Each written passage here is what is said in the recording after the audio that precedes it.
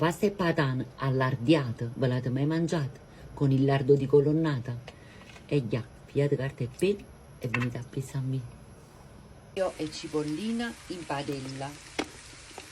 Pigliate una bella frangata di lardo, di colonnata, sfuminate in da cipollina e fate soffriggere quando belli, perché tutto il gas non si è sciolto.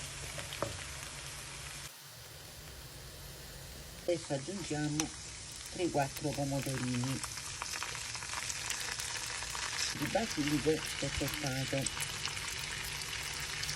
Facciamo cuocere 2 minuti.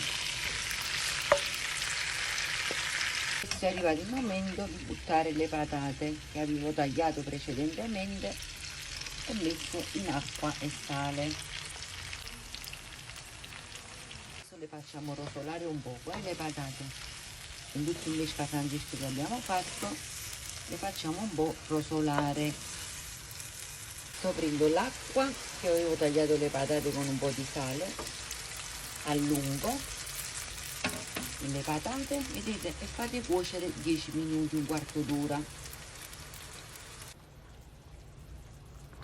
Come io ho fatto 1 chilo di patate, che cosa faccio? Li metto nei contenitori, vedete?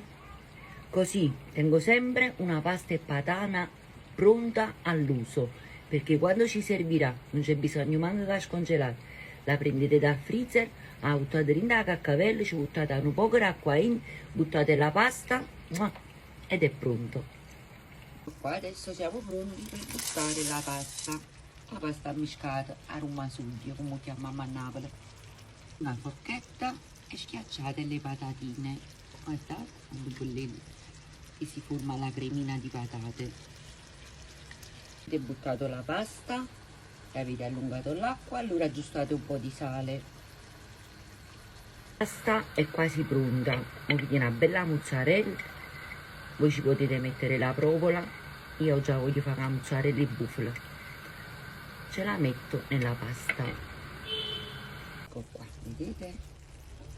Pongo un po' di pecorino e faccio un'altra miscata.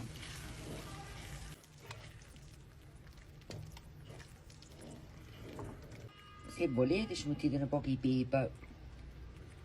Siamo pronti per impiattare direttamente dalla caccavella. Ecco qua. Guardate che bellissimo, guardate. Adesso assaggiamo.